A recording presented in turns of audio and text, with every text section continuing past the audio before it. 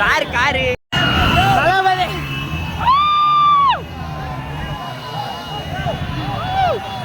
பிரச்சார வண்டி வெளில வந்துருச்சு.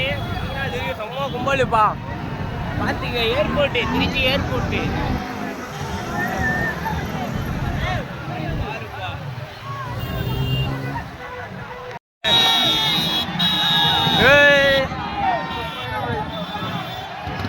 எங்க வராரு? ஆளே காணாம.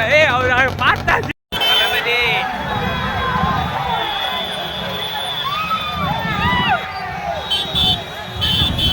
கை கொடுத்துரு முடிஞ்சா. Car car